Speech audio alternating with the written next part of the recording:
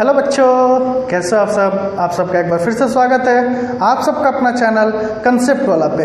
आज के इस वीडियो में हम लोग पढ़ने वाले हैं मोशन का न्यूमेरिकल पार्ट 2।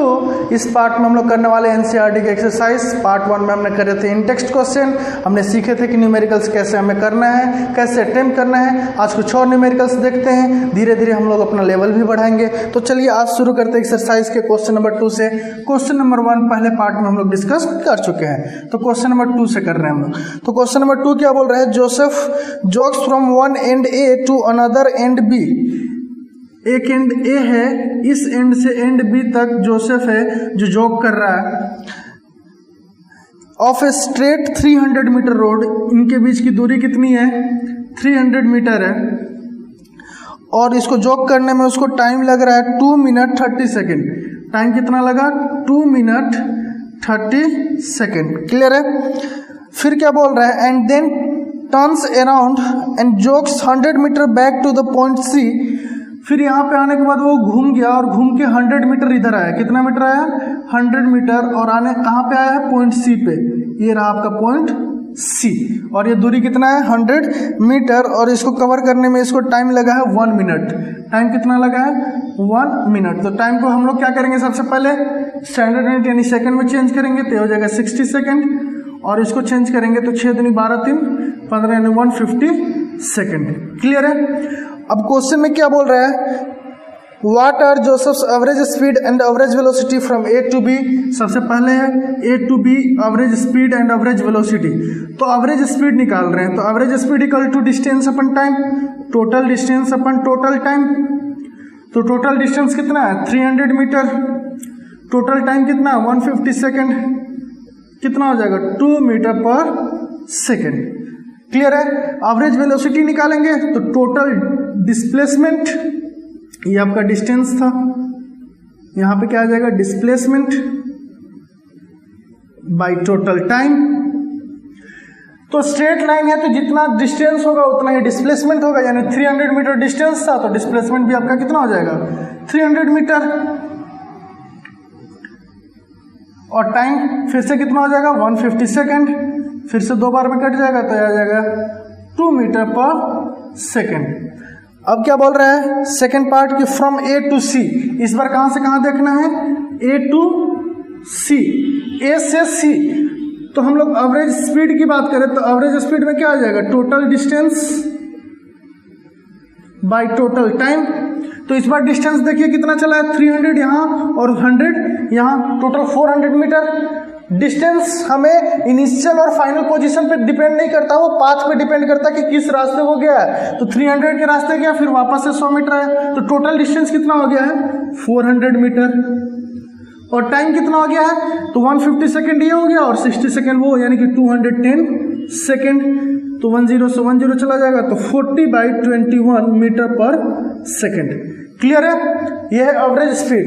एवरेज वेलोसिटी चाहिए, तो एवरेज वेलोसिटी किस पे डिपेंड करेगा? एवरेज वेलोसिटी क्या होगा इसका? चलिए यहाँ पे कर ले रहे हैं एवरेज वेलोसिटी। एवरेज वेलोसिटी, तो एवरेज वेलोसिटी क्या हो जाएगा? ए टू सी का ये, तो total displacement by total time. अब डिस्प्लेसमेंट कितना है? ए से सी, तो ए से सी ये दूरी कितना होगा? तो ये टोटल 300 वो 100, तो ये हो जाएगा 200 मीटर। तो टोटल डिस्प्लेसमेंट हो जाएगा 200 मीटर, और टोटल टाइम फिर से कितना हो जाएगा? 150 + 60 210 सेकेंड, यानी कि ये हो जाएगा 20/21 मीटर पर सेकेंड। तो बेसिकली एवरेज स्पीड और एवरेज वेलोसिटी यहाँ पूछने का मतलब ये था कि वो बताना चाह रहा था कि एवरेज स्पीड होता है वो डिस्टेंस पे डिपेंड करता है, और एवरेज वेलोसिटी अपना डिस्प्लेसमेंट पे डिपेंड करता है। क्लियर है? आ रहा समझ में? चलिए नेक्स्ट क्वेश्चन करते हैं हम लोग। क्वेश्चन नंबर 3 क्या बोल रहा है? Abdul while driving to school computes the average speed for his trip to be 20 km/h on his return trip along the same route there is less traffic and the average speed was 30 km/h। School trip पे गया हुआ है, कौन गया है? अब्दुल। कहाँ से? ए से कोई ट्रिप है बी पॉइंट तक, और जाते टाइम उसका जो एवरेज स्पीड था वो था 20 km/h। क्लियर है। और जब उधर से वापस आया, ये जाते टाइम का था, जब उधर से वापस आया ट्रैफिक कम होने की वजह से स्पीड बढ़ जाएगा, तो स्पीड बढ़ेगा तो एवरेज स्पीड इसका क्या हो गया था 30 किलोमीटर पर आवर। तो पूछा गया कि टोटल जर्नी का एवरेज स्पीड क्या होगा, तो एवरेज स्पीड होता क्या था total distance by total time, total distance by total time. अब डिस्टेंस क्या होगा, तो सपोज मानते हैं let the distance between A and B is x metre या x किलोमीटर, कुछ भी मानते हैं, ठीक है, x किलोमीटर, क्योंकि यहाँ पे किलोमीटर दे रखा है तो इसको भी क्या मान लेते हैं हम लोग किलोमीटर। क्लियर है। तो टोटल डिस्टेंस कितना हो जाएगा, तो x जाते टाइम और x आते टाइम, तो x प्लस x कितना हो जाएगा 2x। अब आप बोलोगे क्यों x, क्योंकि बोला है सेम रास्ते, तो रास्ते जाने वक्त x किलोमीटर पड़ा होगा तो आने के लिए भी कितना पड़ा होगा x किलोमीटर। फिर टोटल टाइम, अब टाइम निकालना है हमें, तो जाते टाइम कितना लगा होगा कुछ t1 और आते टाइम कितना लगा होगा कुछ t2। अब टाइम होता क्या है, तो टाइम इक्वल टू होता है डिस्टेंस बाय स्पीड। तो t1 अगर लिखना होगा, t1 को क्या लिखेंगे, जाते टाइम डिस्टेंस कितना है x और स्पीड कितना है 20, आते टाइम डिस्टेंस फिर से वापस x और स्पीड कितना है 30, 20 और 30 का एलसीएम ले लीजिए, कितना हो जाएगा 60, 23 जाते हैं 3x हो जाएगा, 32 जाते हैं 2x हो जाएगा, यानी 5x बाई 60।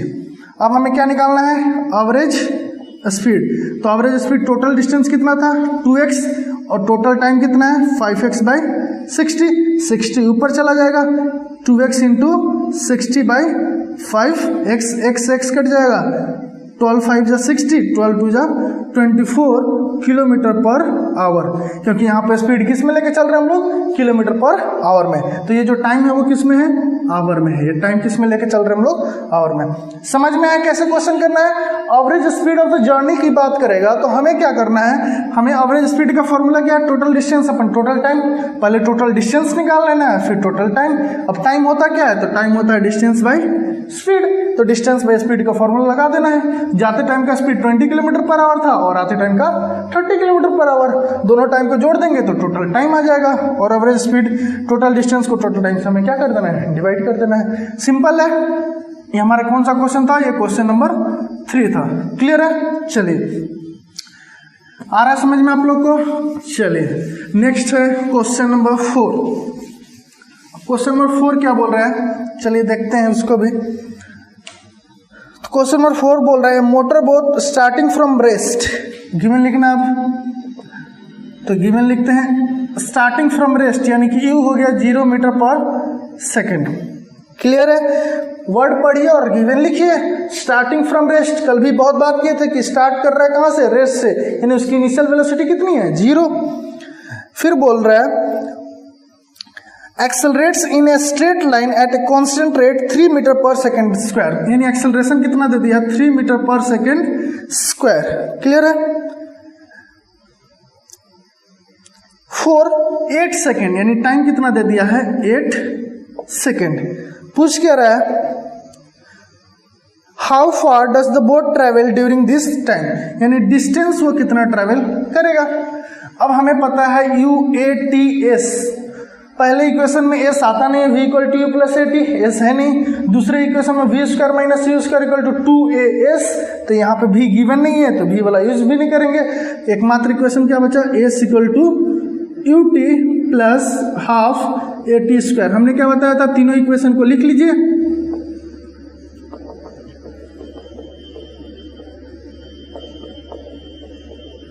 और जो हमारे गिवन है 3, वो तीनों को पुट कीजिए, एक साथ किस इक्वेशन में पुट हो जा रहे हैं वो इक्वेशन उठा लेना है। पहले इक्वेशन में देखिए ना v है ना हमें s, यानी हमें UAT तीनों चीज है, तो यहाँ से v निकलेगा, हमें v चाहिए नहीं, हमें क्या चाहिए s चाहिए। लगा सकते हैं, इसको भी लगा सकते हैं, इसको लगा के v निकालेंगे, फिर से दोबारा मेहनत करना पड़ेगा। चेक कर लेते हैं कहीं ये डायरेक्ट हमारा निकल के आ जाए। दूसरा इक्वेशन देखिए s चाहिए, u दिया गया है, a भी पता है और t भी पता है, तो डायरेक्ट अगर ये इक्वेशन आप यूज कीजिएगा तो डायरेक्ट आपका s निकल जाएगा। पहला वाला अगर यूज करते हैं तो v निकलेगा, हमें v पूछ नहीं रहा है, v नहीं पूछ रहा है तो हम लोग ये वाला काम नहीं करेंगे। अगर पूछता तो v निकालते हैं और फिर v निकालने के बाद इसमें या इसमें कहीं एक जगह पुट कर देते तो हमारा आ जाता। लेकिन यहाँ पे डायरेक्ट s पूछ रहा है, तो s इस वाले इक्वेशन में है और यहाँ पे a, t और u तीनों चीज़ें हमें पता है, तो डायरेक्ट वाला इक्वेशन यूज करेंगे। तो s इक्वल टू u कितना है 0 into T plus half, a कितना है आपका 3 और t कितना है 8 का स्क्वायर, तो ये हो जाएगा 0 और ये हो जाएगा हाफ इंटू 3 इंटू 8 इंटू 8, तो 2 4 जा 8 3 जा 24 और 4 जा कितना हो जाएगा 96 मीटर। तो एस इक्वल टू आपका आ जाएगा 96 मीटर। समझ में आप लोग को ये इक्वेशन भी यूज कर सकते हैं, लेकिन 2 बार मेहनत करना पड़ेगा, फिर इसमें पुट करना पड़ेगा। ये वाला डायरेक्ट यूज करके आप लोग निकाल सकते हैं। क्लियर है? चलिए नेक्स्ट क्वेश्चन नंबर 5 करते हैं हम लोग। क्वेश्चन नंबर 5 क्या बोल रहा है? A driver of car travelling at 52 kilometre per hour applies a brake and accelerates uniformly in opposite direction. Brake apply करेगा तो ऑपोजिट डायरेक्शन में ही जाएगा। The car stops in 5 second. Another driver going at 3 kilometre per hour in another car applies his brake slowly and stops in 10 second. वो भी apply कर रहा है, वो 10 सेकेंड में जाकर रुक रहा है। On the same graph paper plot the speed versus time graph for 2 cars. यानी हमें एक ग्राफ बनाना है, और ग्राफ किसका बनाना है? Speed versus time, v versus t का। क्लियर है? कार ए और कार बी। तो कार ए का स्पीड 52 तक गया है, तो स्पीड किस में दिया है? किलोमीटर पर आवर में, और टाइम आपका दिया है सेकेंड में। क्लियर है? और पहला 3 है, तो हम लोग क्या लेके चले? 5 लेके चले। चलिए 5 लेके चल रहे, एक यूनिट को क्या लेके चल रहे हैं? 5 किलोमीटर पर आवर। तो हो जाएगा 10, 15, 20, 25, 30, 35, 40, 45, 50, 55। क्लियर है? तो फर्स्ट कार जो स्टार्ट कर रहा है वो कहाँ से कर रहा है? 52 से, तो कहीं यहाँ से स्टार्ट कर रहा होगा। और रिटार्डेशन कर रहा है, ब्रेक अप्लाई करेंगे तो क्या करेगा? रिटार्ड यूनिफॉर्मली है तो क्या आएगा? Straight line. और टाइम कितना कितना लग रहा है? पहले वाले के लिए लग रहा है 5 सेकेंड, दूसरे वाले के लिए 10। तो इसको ले लेते हैं 2, 4, 6, 8, 10, तो 5 कहाँ पे आएगा? यहाँ पे। यानी वो यहाँ से चला होगा तो कुछ ऐसे स्ट्रेट लाइन 5 तक आया होगा। अरे यूनिफॉर्म है तो लाइन कैसा बनेगा? Straight line. और रिटार्ड कर रहा है तो ऊपर से कहाँ आएगा? नीचे, क्योंकि यहाँ से शुरू कर रहा है और ब्रेक अप्लाई करके रोकना है, यानी फाइनल वेलोसिटी यहाँ 0। यहाँ पे फाइनल वेलोसिटी उसकी क्या है? 0। दूसरा कार है जो कहाँ से शुरू कर रहा है? 3 से, और वो कितने सेकंड में जाकर रुक रहा है? 10 सेकंड में। तो वो कुछ ऐसे आया होगा, वो भी रिटार्ड कर रहा है, तो उसका ग्राफ कुछ ऐसा बना होगा। अब क्वेश्चन में क्या बोल रहा है? Which of the 2 car traveled farther after the brakes were applied? मतलब कौन सा कार है जो ज़्यादा चला? तो डिस्टेंस की बात कर रहा है। तो VT ग्राफ से जब हमें डिस्टेंस चाहिए तो हमें क्या करना होगा? एरिया अंडर कर्व, एक बार इसका एरिया और एक बार इसका एरिया, दोनों का निकाल लेना है। इसको मान लेते हैं 1 और इस वाले को मान लेते हैं कार 2। ये कार 1 है और ये कार 2 है, तो कार 1 का निकालते हैं। तो कार 1 के लिए अगर निकालेंगे डिस्टेंस तो क्या होगा? एरिया। तो ये क्या बन रहा है? एक ट्रायंगल बन रहा है, इस ट्रायंगल का एरिया निकालना होगा। तो half into base into height. तो हाफ, बेस कितना है इसका? 5, और हाइट कितना है इसका? 52। तो ये हो जाएगा 26 इंटू 5 आ जाएगा। क्लियर है? एस। दूसरे वाले की निकालिएगा तो एस इक्वल टू क्या आ जाएगा? ये भी एक ट्रायंगल बन रहा है, तो half into base into height. तो हाफ, इसका बेस कितना है? 10 है, और हाइट कितना है इसका? 3, यानी आ जाएगा 5 3 जा 15। तो वो आया 26 इंटू 5। किसका ज़्यादा है? तो कार 1 का। तो क्या बोलेंगे? Car 1 travel farther distance. Clear है? अब आप लोग सोच रहे होंगे कि ये किलोमीटर पर आवर में है, ये सेकंड में है, तो कैसे करेंगे? तो आप इसको आवर में चेंज कर लीजिए, तो दिक्कत होगी। तो हमें इससे मतलब नहीं है, यहाँ पे न्यूमेरिकल सोल्व नहीं करना था, हमें ग्राफ प्लॉट करना था। तो जो जिस चीज़ में दिया था उस चीज़ में ले लिए। किलोमीटर पर आवर में दिया था तो किलोमीटर पर आवर में ले लिए, और ये सेकंड में दिया था तो इसको सेकंड में ले लिए। अगर हमें सोल्व करना होता तो हमें क्या करना होता? सबसे पहले डाटा को चेंज करना होता स्टैंडर्ड यूनिट में, लेकिन यहाँ पे ग्राफ प्लॉट करना था, इसलिए हमने पहले मतलब स्टैंडर्ड यूनिट में इसको चेंज नहीं किया। क्लियर है, आ रहा समझ में? यहाँ पे चेंज करने की उतनी जरूरत नहीं पड़ी हमें। कोई दिक्कत है आप लोग को? चलिए नेक्स्ट है क्वेश्चन नंबर 6। क्वेश्चन नंबर 6 क्या है? एक डिस्टेंस टाइम ग्राफ है। तो डिस्टेंस टाइम ग्राफ हम लोग बना लेते हैं। ये हमारा डी हो गया, ये हमारा टी हो गया। डी आपका किलोमीटर में दिया है और टाइम दिया आपका आवर में। क्लियर है? ये आपका 0 दिया हुआ है, यहाँ पे आपको 4 दिया हुआ है, ये आपको 8 दिया हुआ है और यहाँ पे आपको 12 दिया हुआ है। एक कार है जो यहाँ से शुरू हो रहा है, कुछ ऐसे ट्रैवल कर रहा है। सेकेंड कार है जो यहाँ से शुरू हो रहा है और यहाँ से शुरू हो रहा है, कैसे? कुछ ऐसे ट्रैवल कर रहा है। और एक कार है जो इस पॉइंट से शुरू हो रहा है और ये कुछ ऐसे जा रहा है।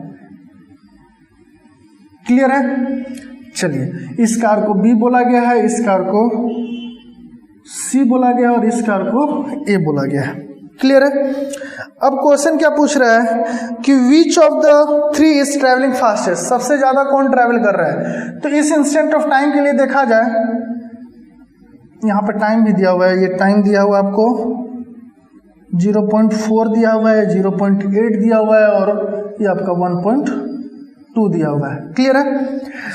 तो 0.8 आवर में देखा जाए तो बी जो है वो इतना डिस्टेंस ट्रैवल कर लिया है, यहाँ से यहाँ तक पहुँच गया। सी जो है यहाँ से यहाँ तक ही पहुँचा है और ए देखो यहाँ से यहाँ तक ही पहुँचा है। तो सबसे ज़्यादा ट्रैवल कौन कर रहा है 0.8 आवर में? तो सबसे ज़्यादा बी कर रहा है। तो फर्स्ट पार्ट का जो आंसर हो जाएगा वो आपका क्या हो जाएगा? बी। सेकेंड पार्ट बोल रहा है are all 3 ever at the same point, तीनों एक साथ एक पॉइंट पे हैं। देखिए इस पॉइंट पे 2 ही हैं, इस पॉइंट पे भी 2 ही हैं और इस पॉइंट पे भी। तीनों एक साथ कब होंगे? जब तीनों एक साथ एक पॉइंट पे क्या किए होंगे? कट किए होंगे। तो तीनों एक साथ कहीं कट नहीं कर रहे हैं, इस वजह से तीनों एक साथ एक पॉइंट पे नहीं होंगे। How far has C travelled when B passes A, B जब ए को पास कर रहा है तो सी कितना ट्रैवल किया है? तो सी यहाँ पे है और शुरू यहाँ से कर रहा है, यहाँ से कहाँ तक पहुँचा है? यहाँ तक पहुँचा है। तो ये कुछ आपका कितना हो जा रहा है 4 पॉइंट समथिंग और स्टार्ट आपका कर रहा है 2 से, तो 2 पॉइंट समथिंग डिस्टेंस ट्रैवल कर रहा होगा। सेकेंड का आंसर नो होगा, थर्ड का आंसर क्या हो जाएगा 2 पॉइंट समथिंग किलोमीटर। देखिए शुरू कहाँ से किया था 2 से और कहाँ तक पहुँच गया 4 पॉइंट समथिंग पे। तो 4 पॉइंट समथिंग से 2 को माइनस कीजिएगा या उसको 5 ले लेते हैं, इसको क्या ले लेते हैं हम लोग 5। तो 2 से 5 को माइनस कीजिएगा तो 5 - 2 कितना हो जाएगा 3 किलोमीटर। क्लियर है? नेक्स्ट पार्ट 4 क्या बोल रहा है? How far has B travelled by the time it passes C, जब बी सी को पास कर रहा है तब का कितना ट्रैवल किया होगा। तो सी तो आपका ये था और बी जब ये पास किया तो कितना डिस्टेंस ट्रैवल किया है? तो ये कितना डिस्टेंस ट्रैवल किया आपका? तो ये डिस्टेंस ट्रैवल किया 4 पॉइंट समथिंग किलोमीटर, यानी 4.5 किलोमीटर हम लोग मान ले रहे हैं। कितना ट्रैवल किया है? 4.5 किलोमीटर। कोई दिक्कत है? आ रहा है आप लोग को समझ में? चलिए ग्राफ है, आप लोग ग्राफ पे जो क्वेश्चन आपको एनसीईआरटी में दिखेगा वहां से और ज्यादा क्लियर होगा। यहाँ पे उतना ज्यादा क्लियर नहीं हो पा रहा है क्योंकि एग्जैक्ट ग्राफ ड्रॉ नहीं हो पा रहा है। तो आप लोग देख लीजिएगा, उस हिसाब से कंडीशन आप लोग को बता दे रहे हैं। बी जब ए को पास किया तो कितना ट्रैवल किया? तो बी ए को यहाँ पास कर रहा है तो हमें क्या करना है? यहाँ से एक परपेंडिकुलर ड्रॉ करना है। तो ये किस सी पॉइंट को कहाँ पे कट कर रहा है? सी वाले को यहाँ पे।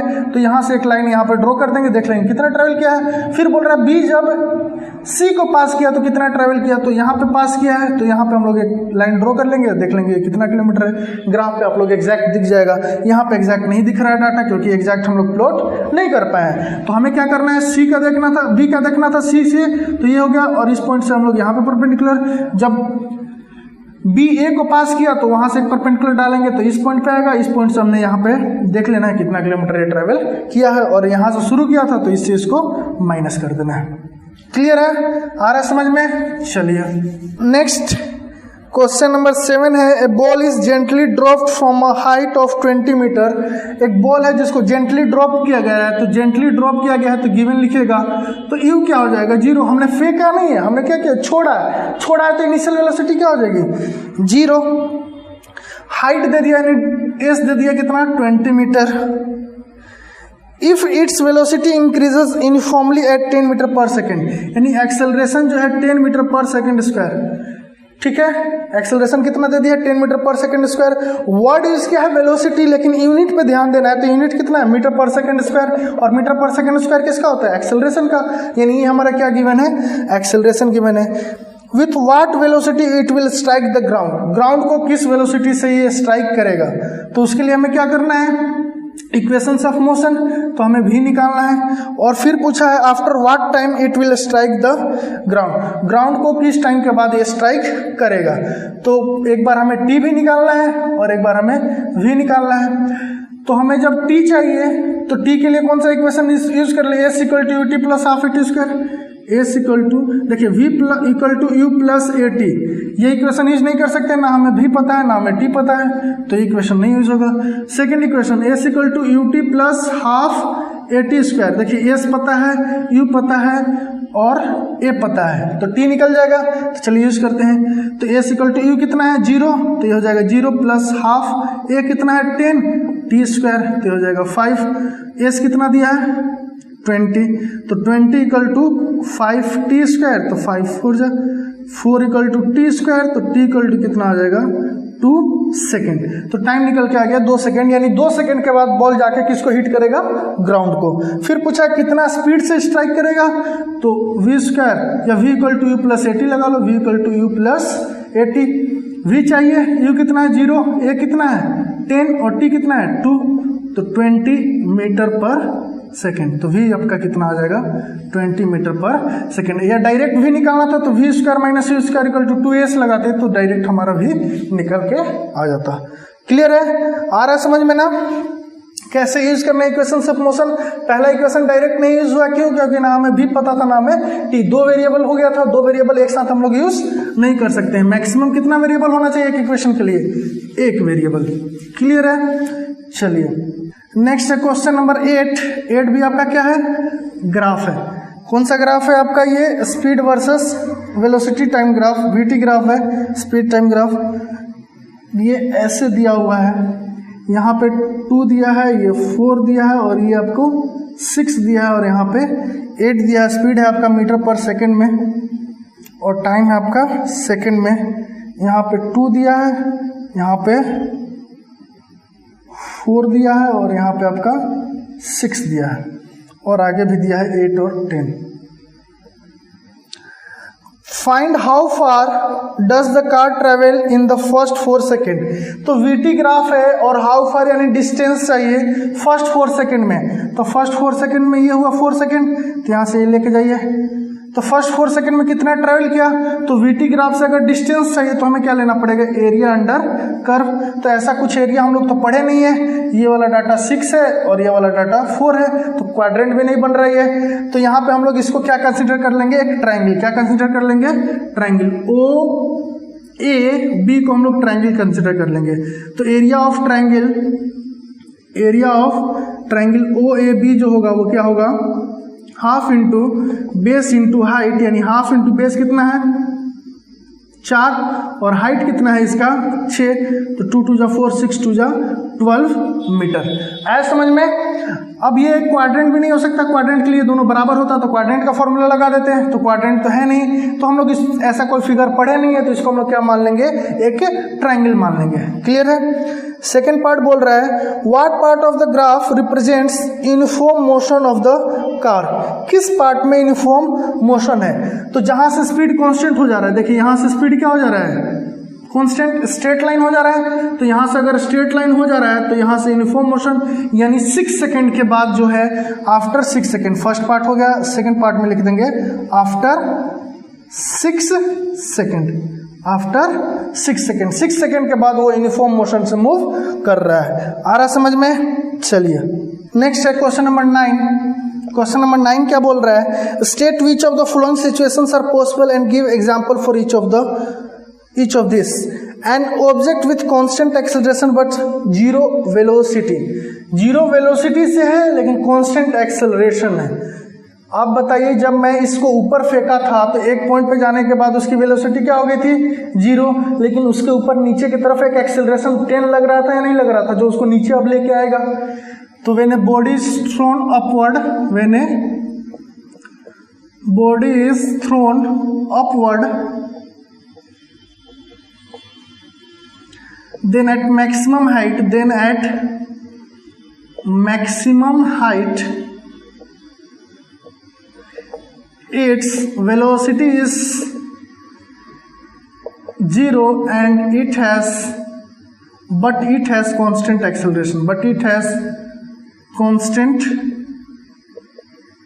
acceleration, in downward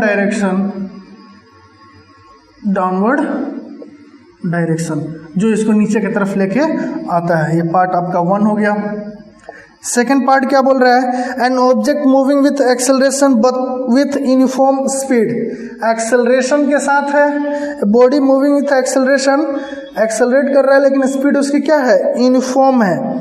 an object moving with an acceleration but with uniform speed uniform है लेकिन एक्सेलरेशन लग रहा है।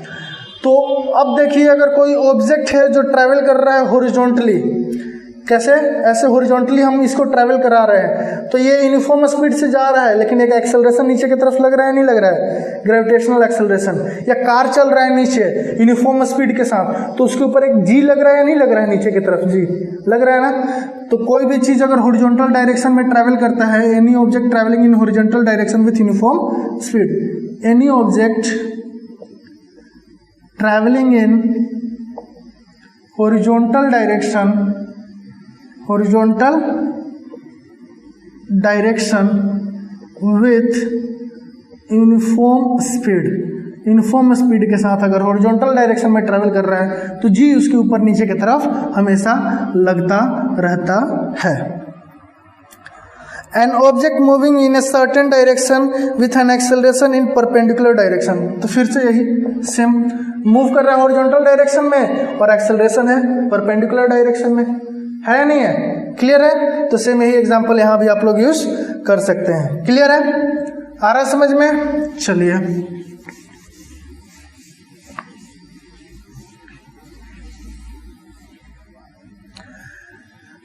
नेक्स्ट क्वेश्चन नंबर 10 है। क्वेश्चन नंबर 10 क्या बोल रहा है, an artificial satellite is moving in a circular orbit of radius, circular orbit में मूव कर रहा है जिसका रेडियस है कितना, 42250 किलोमीटर।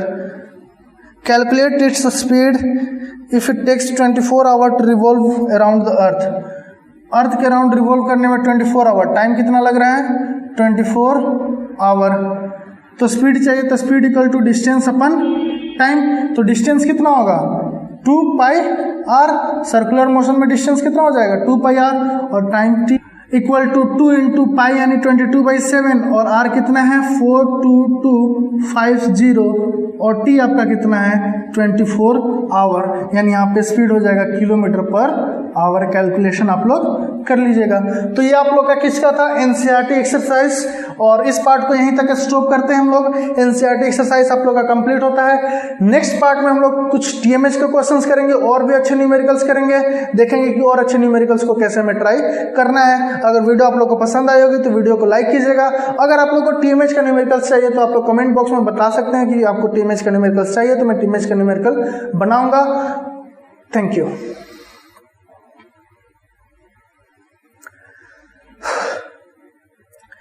इस पार्ट ये था आप लोग का आखिरी क्वेश्चन, और एक ये था आप लोग का लास्ट क्वेश्चन, एनसीईआरटी का लास्ट क्वेश्चन है ये। तो एनसीईआरटी का एक्सरसाइज आप लोग का कंप्लीट होता है। अगर आज का वीडियो पसंद आया होगा तो वीडियो को लाइक कीजिएगा, चैनल को सब्सक्राइब कीजिएगा, बेल आइकन को प्रेस कीजिएगा ताकि मेरा आगे आने वाले वीडियो की नोटिफिकेशन आपको मिलते रहे। अगर आप लोग को टीएमएच का क्वेश्चन चाहिए उनके सोल्यूशंस के साथ, तो आप लोग कमेंट बॉक्स में मुझे बता सकते हैं, मैं उसका वीडियो फिर से बना के आप लोग के लिए अपलोड करूँगा। अगर आप लोग का कमेंट आएगा तो रिस्पॉन्स अच्छा होगा तो फिर वीडियो बनाया जाएगा, वरना एनसीईआरटी का यहाँ पे आप लोग का क्वेश्चन कंप्लीट होता है। Thank you.